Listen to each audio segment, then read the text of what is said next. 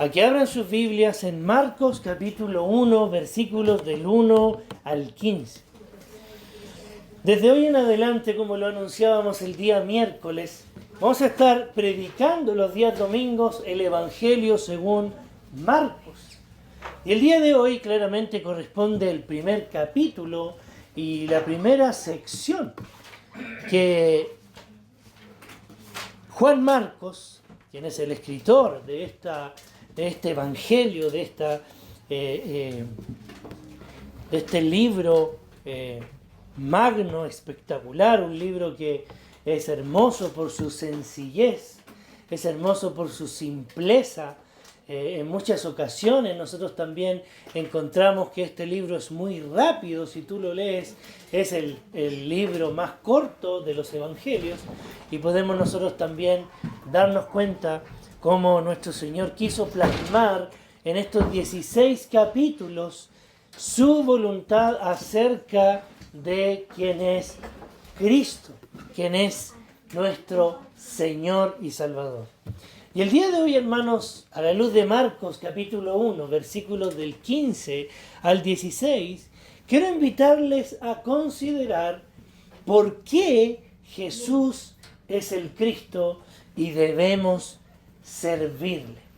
¿Por qué Jesús es el Cristo y debemos servirle? En los versículos del 1 en adelante, quiero invitarles, hermanos, a considerar lo siguiente. Jesús es el Cristo porque Él es el Mesías prometido. Versículos del 1 al 8. En la segunda parte vamos a estar viendo Jesús es el Hijo de Dios y aún los ángeles le sirven.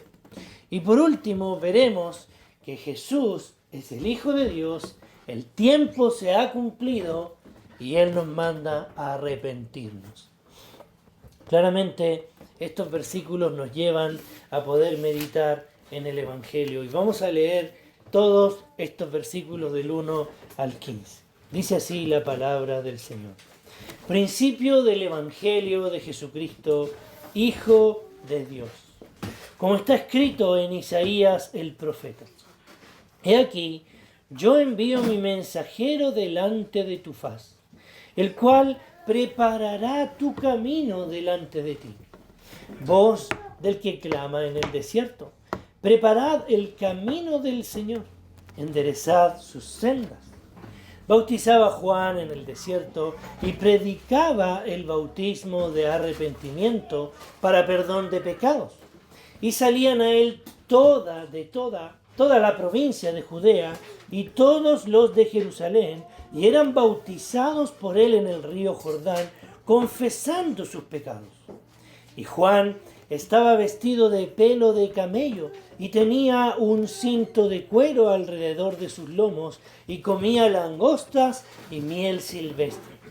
Y predicaba diciendo: viene tras mí el que es más poderoso que yo, a quien no soy digno de desatar encorvado la correa de su calzado. Yo a la verdad os he bautizado con agua, pero él os bautizará con Espíritu Santo. Aconteció en aquellos días que Jesús vino de Nazaret de Galilea y fue bautizado por Juan en el Jordán. Y luego, cuando subía del agua, vio abrirse los cielos y el Espíritu como paloma que descendía sobre él.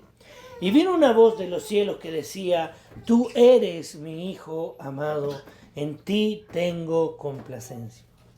Y luego el Espíritu le impulsó al desierto y estuvo allí en el desierto 40 días y era tentado por Satanás y estaba con las fieras y los ángeles le servían. Después que Juan fue encarcelado, Jesús vino a Galilea predicando el Evangelio del reino de Dios, diciendo: el tiempo se ha cumplido y el reino de Dios se ha acercado, arrepentíos y creed en el Evangelio. Oremos una vez más. Padre, guíanos a entender tu palabra y a poder conocerte más, deleitarnos en Cristo Jesús, Señor nuestro, y vivir el Evangelio tal como Cristo nos enseñó a vivirlo. Te lo pedimos en esta hora, en el nombre de Jesús. Amén. Yo sé que muchos de nosotros se han preguntado cuál es la clave para poder ser un buen creyente. El Evangelio según Marcos nos enseña esa clave. De hecho, estos primeros versículos que vemos acá nos enseñan cuál es la clave. Y la clave está, queridos hermanos, en deleitarnos en Jesús. Yo no puedo tomar 7 pasos para ser un mejor cristiano. No puedo leer 7 libros o 4 artículos que me van a decir qué es lo que yo debo hacer para poder llevar una vida santa y piadosa. O no puedo asistir a diferentes conferencias en donde yo después de eso voy a salir renovado como un cristiano perfecto, santo, sin mancha. En ninguna manera eso va a suceder, ni eso existe. Pero lo que Dios nos dejó, hermanos, para que nosotros podamos perfeccionarnos o ser perfeccionados por su voluntad, es deleitarnos en Cristo. Y piense muy bien en esto. Cada vez que usted se deleita en la persona de Cristo, el Señor perfecciona más y más su vida.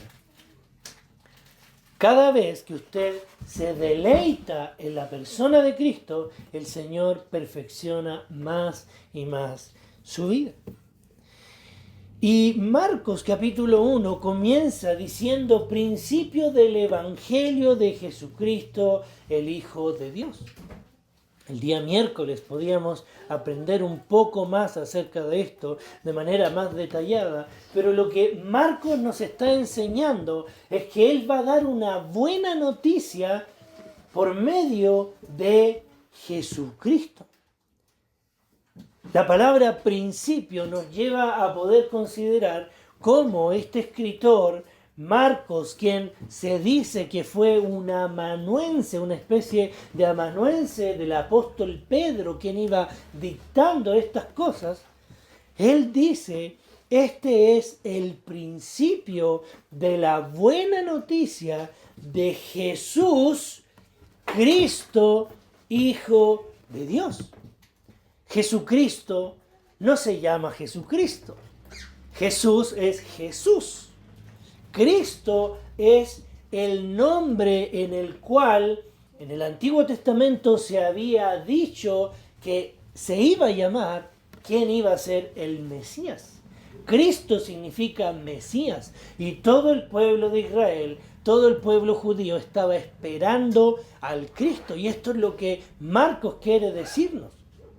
La persona que yo quiero describir el día de hoy y de quien quiero contar es acerca del Mesías prometido, que no solamente era el Mesías prometido, sino que también él añade algo bastante importante que tiene que ver con que él es el Hijo de Dios.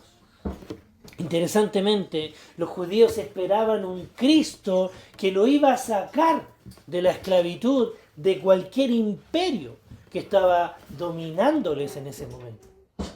Pero se habían olvidado totalmente de lo que la palabra del Señor había enseñado con relación a los padecimientos de ese Cristo. Y el texto comienza diciendo, principio del Evangelio de Jesucristo, Hijo de Dios, como está escrito en Isaías el profeta. Marcos no solamente quiere contarnos la buena noticia de que Jesús es el Cristo, sino más bien él también quiere argumentarnos por qué Jesús es el Cristo y cuáles son las pruebas indubitables, esas pruebas que no se pueden dudar de que Jesús era el Hijo de Dios. Y él comienza a citar 2 partes del Antiguo Testamento. Una de ellas era Malaquías, el último libro en donde el Señor había hablado al pueblo. Malaquías capítulo 3, versículo 1, nos lleva a poder darnos cuenta que es el primer texto en el cual Marcos cita. El otro texto es Isaías, que si bien es cierto, los traductores pusieron ahí la palabra Isaías, pero en realidad El texto en sí, en el idioma original, simplemente dice como está escrito por los profetas. Estos versículos expresan un anuncio que cuando fueron escritos no pudieron verse si se cumplían o no se cumplían. Por lo tanto, eran proféticos, eran textos que decían una verdad futura. Y aunque tuviéramos solamente estos dos textos citados y no una resolución o un cumplimiento, no lo podríamos entender. Pero este no es el caso. Malaquías nos viene contando acerca del juicio de Jehová con su pueblo. En el capítulo 1 en adelante, el pueblo está haciendo cosas horrendas, de tal modo que los sacerdotes estaban sacrificando animales defectuosos para el Señor. La adoración ya no era importante en ese pueblo. No les importaba adorar a Dios tal como Él había dicho, y ni siquiera los sacerdotes tenían la intención de honrar a Dios. El Señor manda por medio del profeta Malaquías este comunicado advirtiendo el juicio que Él iba a tener contra su pueblo. Pero como Dios es misericordioso, es lento para la ira, lleno de gracia y de verdad, Él, antes de eso, iba a enviar un mensajero que presentaría al Cristo. Antes de consumir todo, iba a venir el Cristo, un mensajero iba a hablar acerca de este hombre y purificar a los suyos para presentar una ofrenda grata al Señor. Esta purificación la traería Cristo, el Hijo de Dios, nadie más que Él. Isaías nos habla sobre la consolación que el pueblo y el perdón de pecados que vendría cuando Jehová de su mano haya perdonado también su pecado. Por lo que la profecía dicha por Isaías también dejaba una incógnita, pero que se responde a la luz de lo que Marcos dice acerca de un hombre llamado Juan. Juan bautizaba en el desierto y predicaba el bautismo de arrepentimiento para perdón de pecados. Y salían a él toda la provincia de Judea y todos los de Jerusalén y eran bautizados por él en el río Jordán, confesando sus pecados. Y Juan estaba vestido de pelo de camello y tenía un cinto de cuero alrededor de sus lomos y comía langosta y miel silvestre y predicaba diciendo: viene tras mí el que es más poderoso que yo, a quien no soy digno de desatar encorvado la correa de su calzado. Yo a la verdad os he bautizado con agua, pero él os bautizará con el Espíritu Santo. Muchos predicadores han tomado esta sección para poder decir: los predicadores del día de hoy deben vivir como Juan el Bautista. Vestirse con pelo de camello prácticamente. Pero el énfasis del texto no está dándonos a entender que esa es la manera en la cual los cristianos debemos vivir. El énfasis está llevando a que por medio de leer lo que decía el profeta Malaquías y leer lo que decía el profeta Isaías, pudiésemos ver el cumplimiento del profeta que estaba anunciando al Cristo. Juan el Bautista se conoce como el último profeta del Antiguo Testamento. Eso es interesante, porque él tenía una labor, y digo el Antiguo Testamento porque podemos ver cómo Juan el Bautista anuncia algo antes de Cristo. Si bien es cierto, ellos nacieron prácticamente muy cerca, pero él está anunciando un evento que venía. Y el evento de Cristo era lo que iba a suceder: Jesús. Lo que sucedía con Juan el Bautista es bastante interesante, porque Juan el Bautista estaba constantemente yendo en contra del mundo. No sé si lo decía su manera de vestir, no sé si lo decía su manera de comer.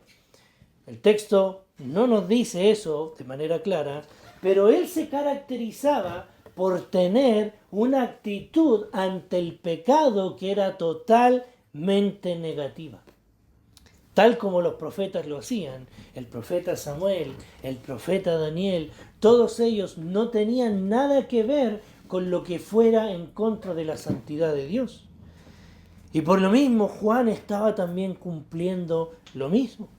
El texto dice que Juan él hacía bautismos en ese lugar. Y cuando un gentil o un no judío quería hacerse judío o llegar al proselitismo, hacerse un judío religioso, él debía hacer algunas cosas.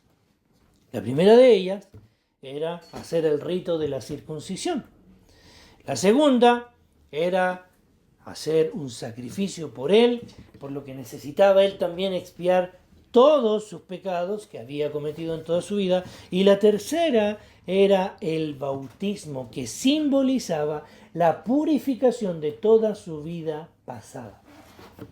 Pero esto no lo hacían los judíos, esto lo hacían los gentiles. Ellos debían hacer esto porque los judíos ya habían cumplido con eso desde que habían nacido, circuncisión, los sacrificios y los bautismos, que no eran necesarios para los judíos porque ellos ya eran parte del pueblo de Dios.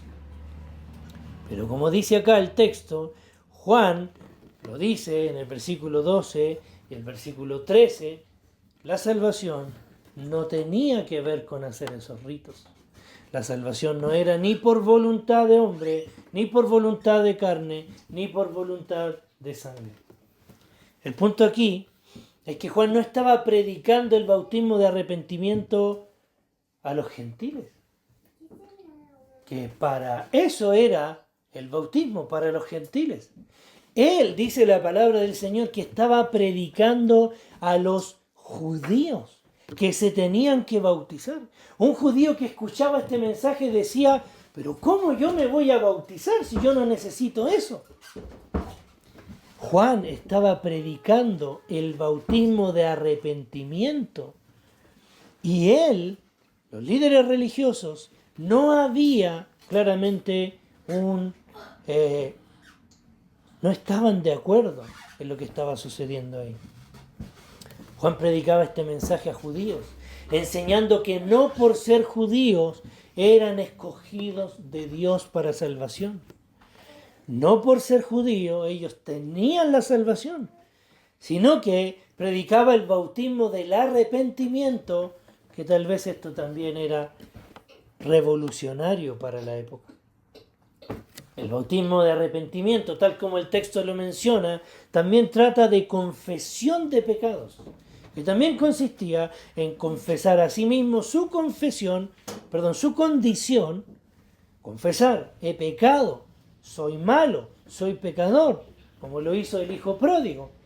Un reconocimiento de lo malo. Además, una demostración en acción de ir y pedir perdón a alguien que había ofendido. Entonces se demostraba ahí que realmente estaba arrepentido y finalmente pedir perdón a Dios. Claramente esto es un símbolo de arrepentimiento genuino, porque nosotros podemos decir estamos arrepentidos, pero nunca hemos hablado con nadie acerca de nuestro arrepentimiento, de alguien que hemos ofendido. Pero es interesante que el mensaje de Juan no solamente venía a demostrar el cumplimiento de lo que las Escrituras decían acerca de su labor, como la voz del que clamaba en el desierto, o su vestimenta, tal como lo hacía Elías, ese Elías que iba a venir para poder anunciar a Cristo. Este era Juan.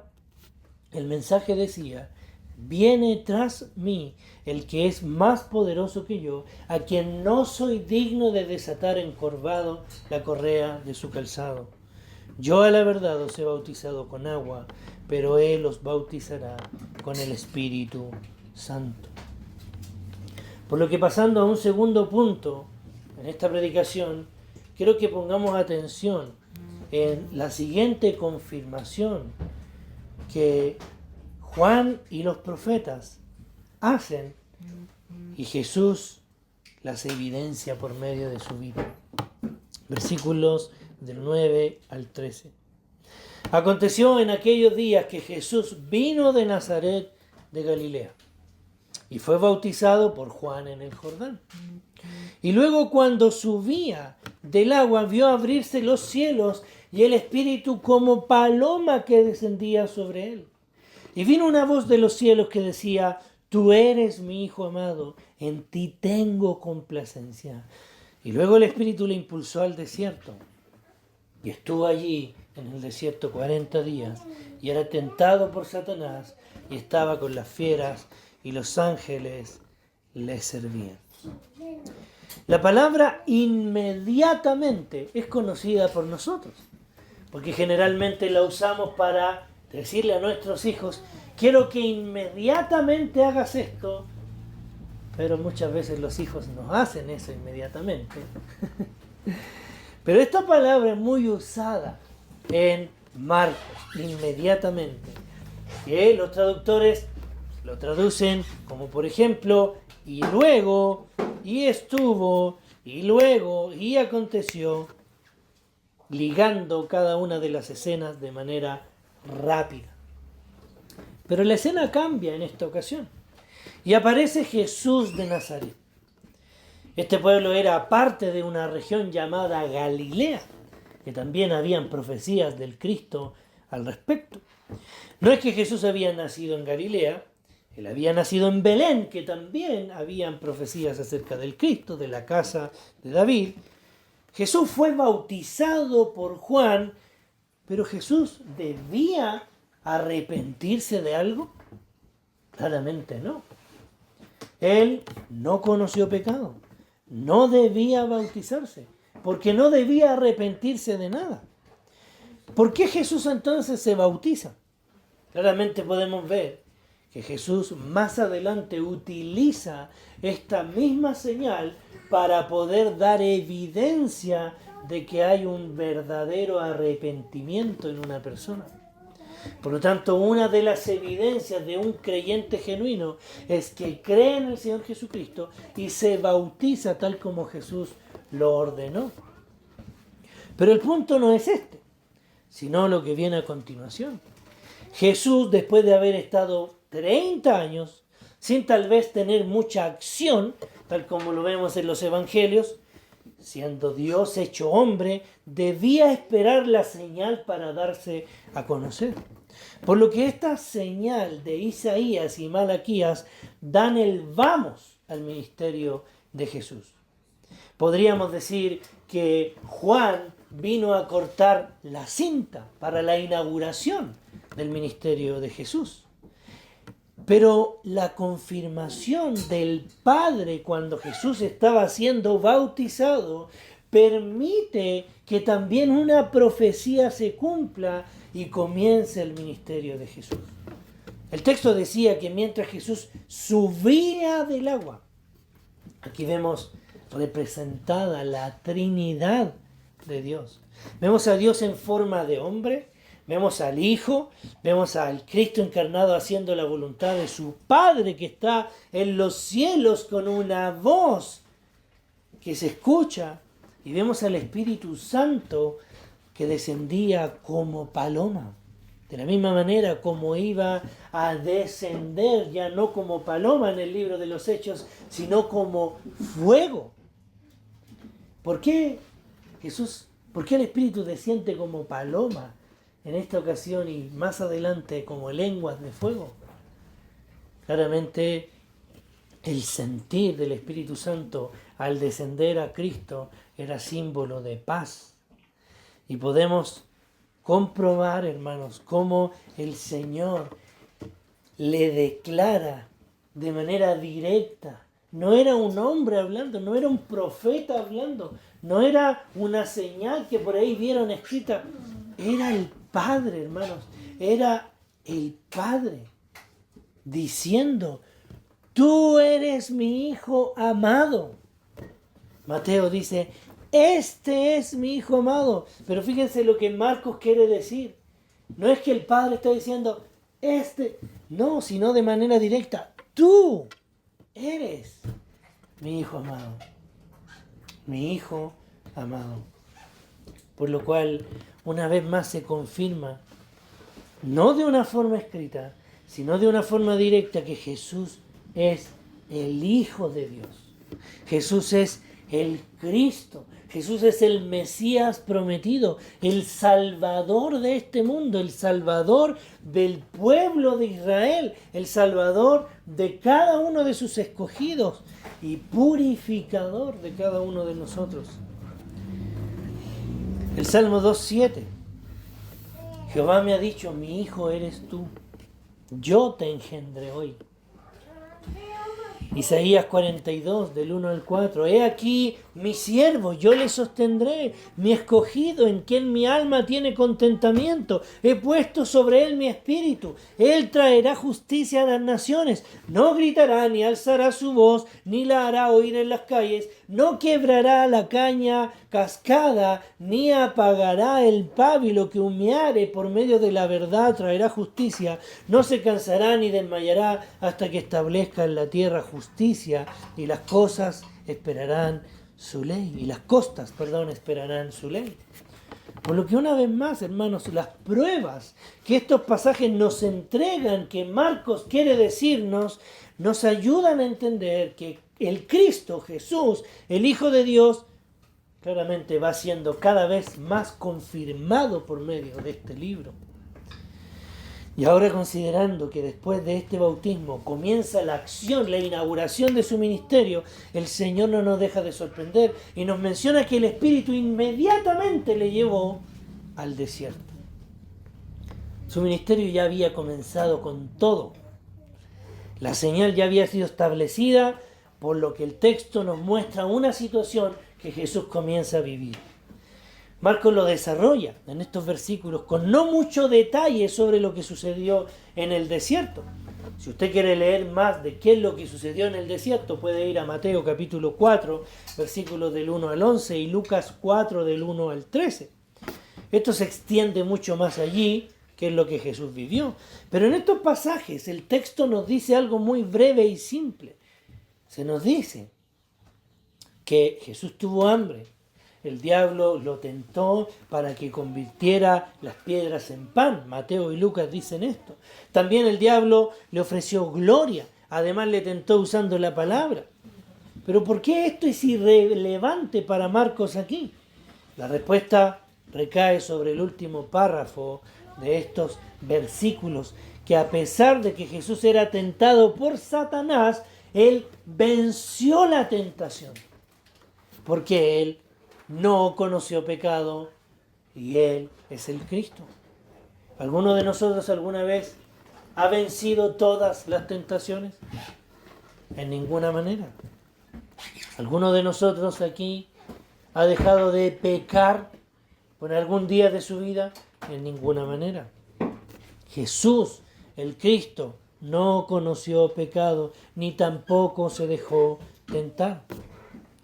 Ahora entendemos que Él demostró ser el Hijo de Dios, que incluso al estar rodeado de fieras que estaban sometidos ante Él, el Verbo, el que era desde el principio, el que creó todas las cosas, todos los animales, todas las fieras, el Señor de los cielos, la tierra y todo lo que en ello hay, no tuvo temor de las fieras, porque eran creación de Él. Y más adelante podemos ver cómo de manera inmediata los mismos ángeles vienen a servir a su Señor.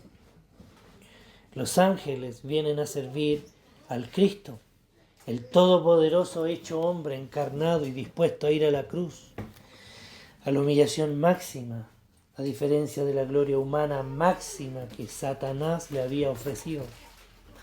Sin embargo, todo lo que él necesitaba estaba a su disposición, porque él era el Cristo, el Hijo de Dios.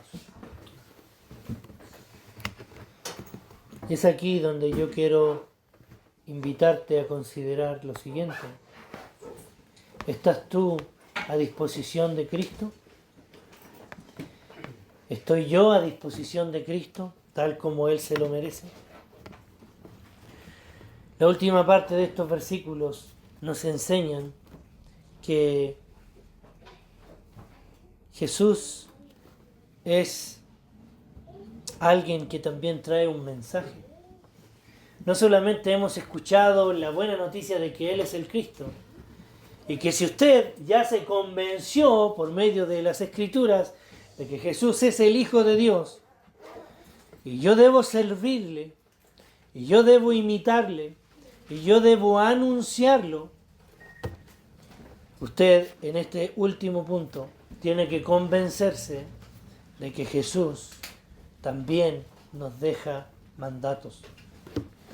Después de que Juan fue encarcelado, dice el versículo 14 y 15, Jesús vino a Galilea predicando el Evangelio del reino de Dios, diciendo: el tiempo se ha cumplido y el reino de Dios se ha acercado.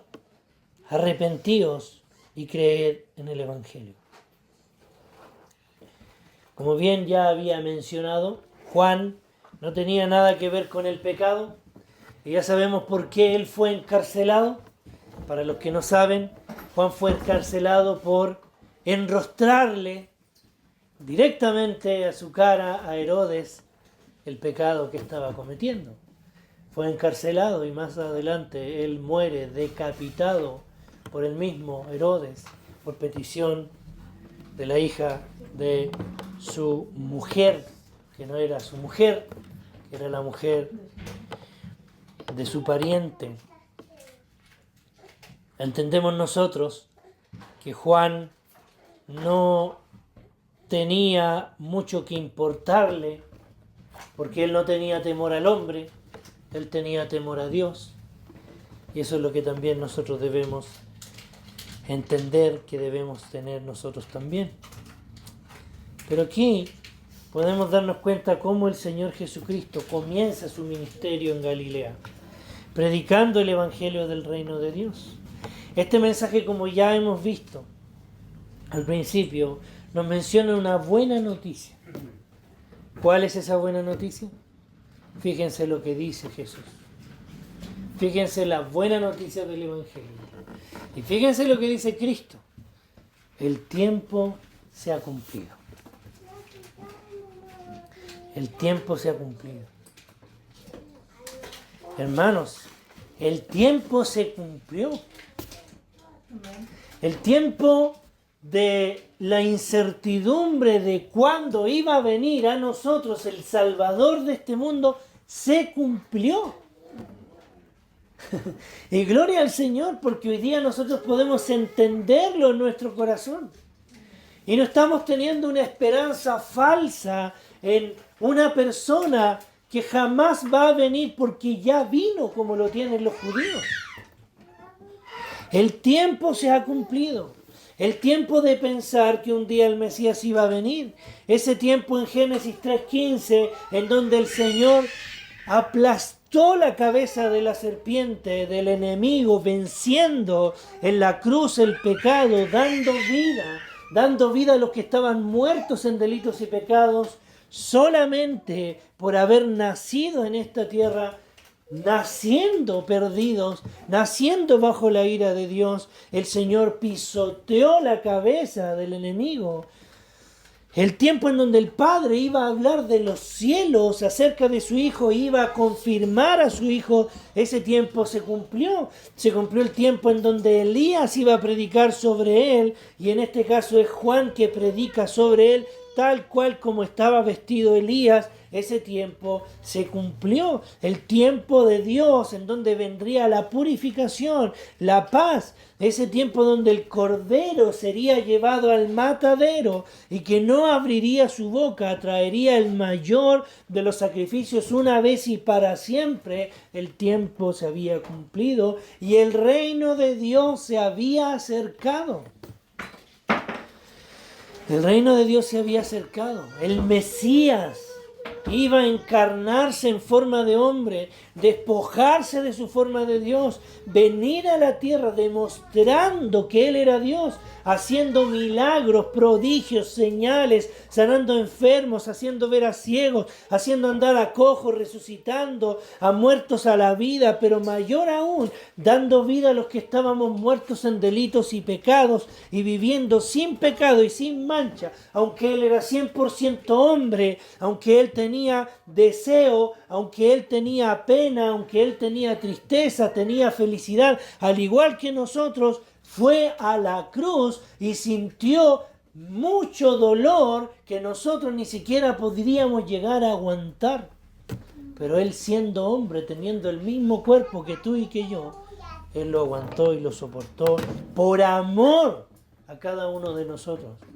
Por amor a cada uno de nosotros. ¿Acaso ustedes creen que Jesús estaba con frío en la cruz diciendo háganme fueguito porque si no, no voy a la cruz?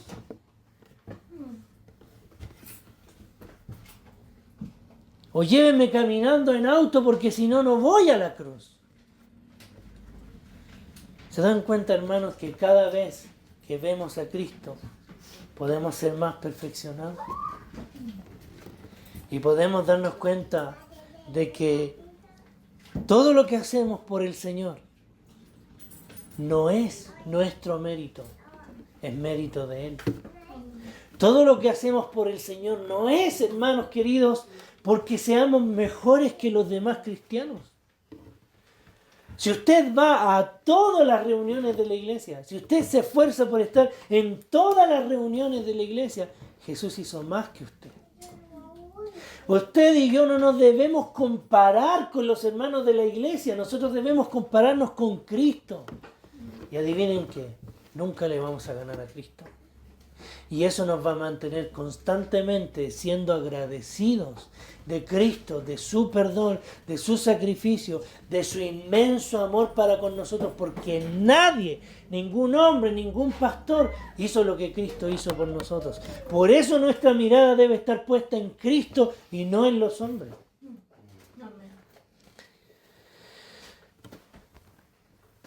Como dice Filipenses capítulo 2, versículo 10. Jesús se humilló hasta lo sumo, para que en el nombre de Jesús se doble toda rodilla de los que están en los cielos y en la tierra y debajo de la tierra. Pero el mensaje no termina allí. Y es que Jesús, el Hijo de Dios, dice, arrepentíos y creed en el Evangelio. Y este es el momento, hermanos, en donde escuchamos a Cristo y escuchamos su santo Evangelio. Y escuchamos la necesidad que tenemos constantemente de decir, Señor, perdona mi orgullo. Señor, perdona mi arrogancia. Señor, perdóname cuando creo que soy mejor que el otro. Perdóname cuando creo que lo estoy haciendo bien. Cuando ni siquiera podemos de repente hablarle a alguien del Señor. ¿Quieres arrepentirte de tus pecados? Después de entender que por medio del poder del Espíritu Santo, Jesús se ha puesto en tu corazón como el Señor de todo, entonces tenemos que día tras día, hermanos, darnos cuenta que somos pecadores y no tenemos nada que ofrecer. Mirarnos al espejo y ver lo miserable que somos si no tenemos a Cristo. Consideremos, hermanos, lo fiel y verdadero que es Dios y lo mentiroso que somos nosotros muchas veces. Cuando le decimos al Señor, Señor, yo te amo, pero al rato siguiente estamos deleitándonos en otras cosas que no tienen que ver con Él. Cristo nos amó y murió por nosotros. Ahora debemos ir y mostrarle al mundo que Él puede también perdonar sus pecados. Tenemos que entender de que si en algún momento, teniendo ese gozo en nuestro corazón, ese ánimo en nuestro corazón, nos atrevemos y vamos y anunciamos el Evangelio y nos cierran una puerta o tenemos un no por respuesta, debemos entender que eso no es nada en comparación a la humillación de Jesús. Si realmente nosotros nos hemos arrepentido y hemos hecho caso al mensaje de Cristo, arrepentíos y convertíos, porque el reino de los cielos se ha acercado, no nos va a importar la opinión de las personas. No te va a importar la opinión de tu familia. No te va a importar la opinión de tus hermanos de la iglesia. No te va a importar la opinión de tus vecinos. Tú vas a seguir siendo fiel a Cristo. Porque Él es el único digno de recibir mi gloria, mi honor, mi adoración. Él es el que debe tener el primer lugar en todo. Él es el único digno de desatar el libro, dice Apocalipsis. El único digno de recibir la gloria. El único digno de morir en la cruz por nuestros pecados y de presentarnos sin mancha delante de Dios. Él es el único que puede perdonar pecados. Es el único que puede sanar enfermedades. Es el único que puede transformar a las personas.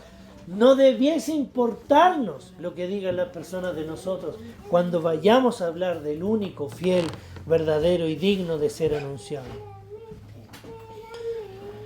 Ahora, concluyendo, hermanos, si Dios ha tocado nuestro corazón, debiésemos como hijos y siervos suyos pedirle perdón al Señor y arrepentirnos. Sea que ya hayamos recibido el Espíritu o no, debemos arrepentirnos y pedirle al Señor ser más perfeccionados por Él, ser más semejantes a Él y más moldeados al único digno de ser imitado. Inclinemos nuestros rostros y oremos al Señor.